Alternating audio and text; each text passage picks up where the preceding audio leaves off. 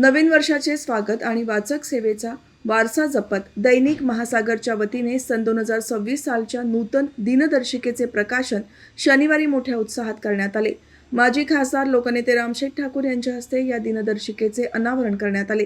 या प्रकाशन सोहळ्याप्रसंगी स्वाभिमानी रिपब्लिकन पक्ष आणि यूथ रिपब्लिकन पक्षाचे जिल्हाध्यक्ष महेश साळुंके, ज्येष्ठ पत्रकार संजय कदम, रत्नाकर पाटील, सुनील पाटील, साहिल रेळेकर, दैनिक महासागरचे प्रतिनिधी स्वप्नील दुधाने, दत्तात्रय कुलकर्णी यांच्यासह इतर मान्यवर उपस्थित होते।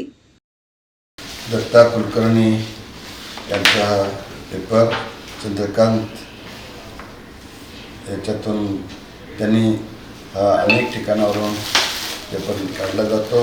मुख्य ऑफिस त्यांचं नागपूरला आहे, पण ह्या महासागरमार्फत दरवर्षी एक दिनदर्शिका प्रकाशित केली जाते आणि त्याच प्रकारची दिनदर्शिका 2026ची आज इथं या सर्व पत्रकारांच्या उपस्थितीमध्ये प्रकाशित केली जात आहे।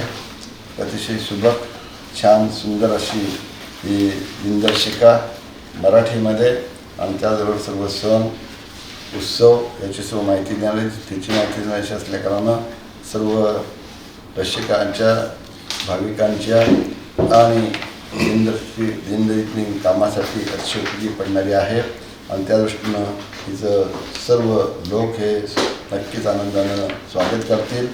या दैनिक महासागरच्या दिनदर्शिकेचं प्रकाशन झालं आहे असं मी जाहीर करतो।